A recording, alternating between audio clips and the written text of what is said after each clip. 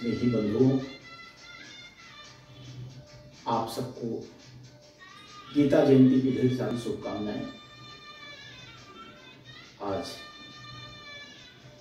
इस पवित्र दिवस पर हम दुनिया का सबसे श्रेष्ठ ग्रंथ, जिसको समाज मानता है, गीता, जिसमें भारत में तो सत्य की शपथ गीता पर हाथ रख करके ली जाती है, जिसको कुरुक्षेत्र में धर्म युद्ध में भगवान श्री कृष्ण ने धर्म के साथ और धर्म की रक्षार्थ लड़ने के लिए अर्जुन को उपदेश दिया था। और हम सब राजनीति के क्षेत्र में काम करने वाले कार्यकर्ता, तमाम राजनीतिक दलों के अपने अपने विचार हैं। उन विचारों को लेकर के काम करने वाले लोग हैं, और उसमें से जिस विचारधारा को लेकर के हम काम करते हैं, यानी एकात्म मानववाद, पंडित दीनदयाल उपाध्याय जी ने जिस एकात्म मानववाद की चर्चा की, लोगों को लगता है कि कहां से निकला एकात्म मानववाद, यह तो सबसे कम समय का दर्शन है। तो बंधुओं, दीनदयाल जी ने जिस एकात्म मानववाद की संकल्पना की, वह सनातन है, और वह हम ऐसे गर्व के साथ कहते हैं कि वह सिद्धांत जो निकला, राजनैतिक सिद्धांत, वह गीता से है।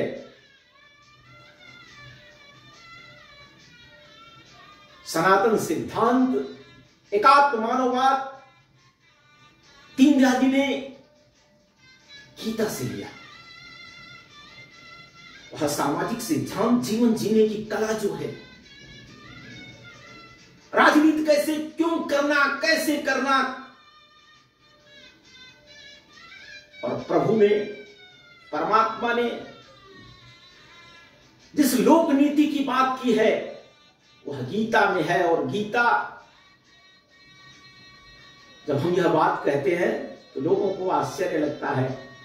दीनदयाल जी ने जब व्यक्ति की संकल्पना किया तो कहा कि व्यक्ति क्या है, तो उन्होंने कहा कि व्यक्ति कैसे बनता है, तो कहा उन्होंने कि शरीर, मन, बुद्धि, आत्मा और चित्त, यह मिला करके मनुष्य बनता है, व्यक्ति बनता है। और आप देखेंगे तो चित्त की भी बात, योग में जब चित्त की बात आती है तो वह गीता में आता है। आत्मा की बात, आत्मा अजर अमर अविनाशी है।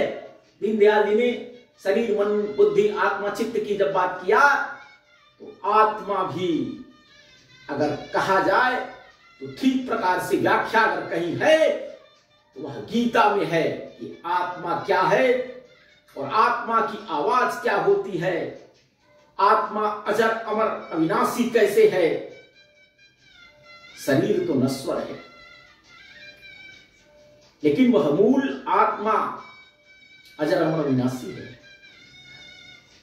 जिसके कारण से हम कहते हैं कि कण में भगवान है, आत्मा ही परमात्मा है। और परमात्मा की बात मान करके,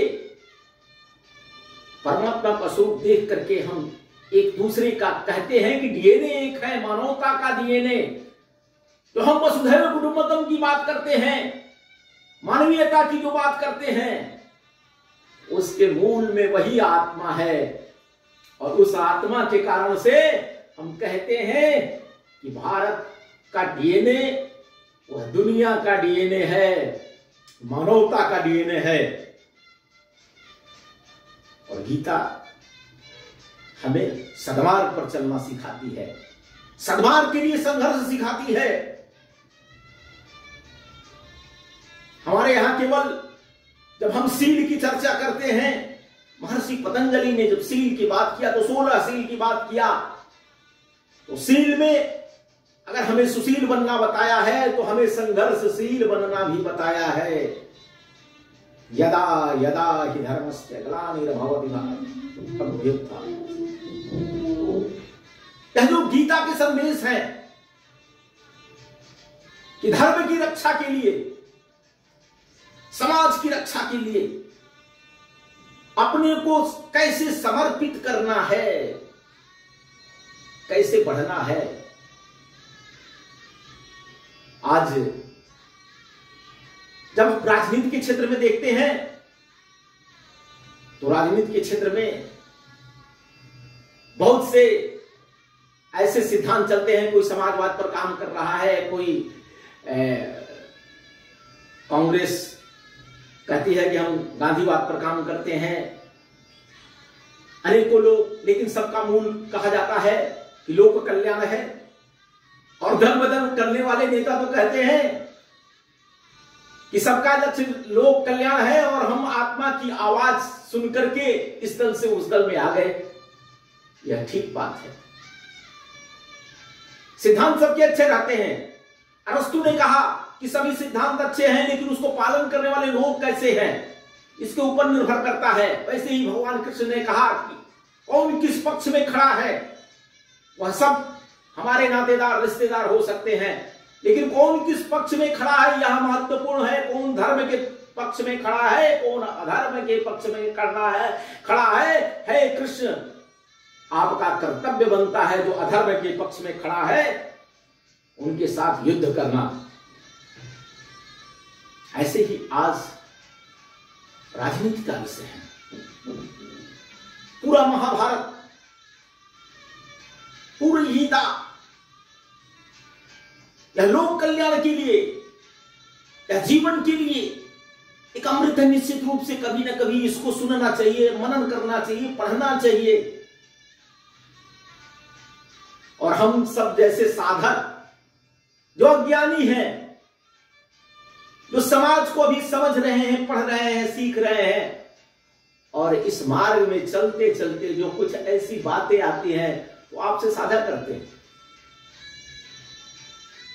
यह तो भारत है जो कहा जाता है कि ज्ञान का अनंत भंडार यहां रहा है। ऐसे ऐसे ऋषि मुनि महर्षि हुए हैं जिन्होंने जो बातें कही हैं उनको भले हम भूल गए हो, उन पर न चल रहे हो, लेकिन आज पुनः हमारी चेतना जागृत हो रही है। आजादी का अमृत महोत्सव हम मना रहे हैं। हम गुलामी की मानसिकता को त्याग कर रहे हैं, अपने स्व का हमें भान हो रहा है। हम धीरे धीरे अपने ज्ञान की उस अक्षुण भंडार को समझ रहे हैं, पढ़ रहे हैं। और जब जनता की भी जा रहा है तो लोगों को लगता है कि अरे ये क्या है। हम जब दुनिया को कहते थे लोक कल्याण की बात, सर्वे भवन्तु सुखिनः सर्वे सन्तु निरामया सर्वे भद्राणि पश्यन्तु मा कश्चित् दुःखभाग् भवेत् की जब हम बात करते थे तो दुनिया के लोग कहते थे कि ऐसे ही यह बन गया है, इसका कोई वैज्ञानिक आधार नहीं है। लेकिन आज वही दुनिया, वही पश्चिम के लोग, वही पश्चिम के विचारक आज भारत की उस ज्ञान संपदा को समझ रहे हैं, पढ़ रहे हैं। उनके यहां विश्वविद्यालयों में उनका अध्ययन हो रहा है। और गीता के बारे में तो हम कह सकते हैं कि गीता ऐसा ग्रंथ है जिसके दुनिया के सर्वाधिक भाषाओं में जिसका अनुवाद हुआ है, और निरंतर हजारों की संख्या में आचार्यगण, पूज्य संतगण इसकी व्याख्या भिन्न भिन्न प्रकार से, नाना प्रकार से करते हैं। राजनेताओं में कभी गोखले जी की गीता पढ़िए, कभी यथार्थ गीता पढ़िए। अनेकों लोगों ने गीता की व्याख्या किया है, अपने अपने हिसाब से किया है। गीता को जिसने जिस भाव से देखा उसमें वह मिला उसको। कोई अपना जीवन चलाने के लिए चाहा कि गीता में क्या लिखा है, तो जीवन की प्रबंधन की भी बात उसमें मिली। कोई युद्ध क्षेत्र में किससे कैसे व्यवहार किया जाता है उसकी अगर बात आई तो उसको युद्ध क्षेत्र की वह रणनीति मिली, वह नीति मिली, वह ज्ञान मिला। आज गीता जयंती, और गीता जयंती पर पंडित दीनदयाल उपाध्याय जी ने जिस शरीर की बात किया, जिस आत्मा की बात किया, जिस चित्त की बात किया, किस कर्म की बात किया? कर्तव्य की बात किया। तो कर्तव्य का पाथेय यही है कि परमार्थ करना, सदमार्ग में चलना, सत्यम धर्मम चर। और धर्म को हम कर्म कांड से केवल नहीं जोड़ सकते हैं। प्रकृति का धर्म है, राष्ट्र का धर्म है, मनुष्य का व्यक्तिगत अपना धर्म है, सामाजिक उसका धर्म है, माता पिता का अपना धर्म होता है, पुत्र का अपना धर्म होता है, भाई बंधुओं का अपना अपना धर्म होता है। यानी कर्तव्य की बात और कर्तव्य पथ पर चलना। फिर वही प्रार्थना हमें ध्यान आती है, वह शक्ति हमें दो दया निधे, कर्तव्य मार्ग पर डट जावे, पर सेवा में उपकार में हम निज जीवन सफल बना जाए।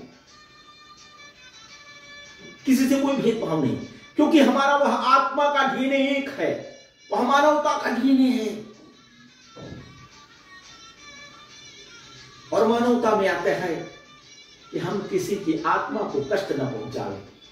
हम अपनी आत्मा की आवाज सुने तो, और उसके आधार पर किसी की आत्मा को कष्ट देना ही नहीं है, किसी की आत्मा को दुखी नहीं करना है।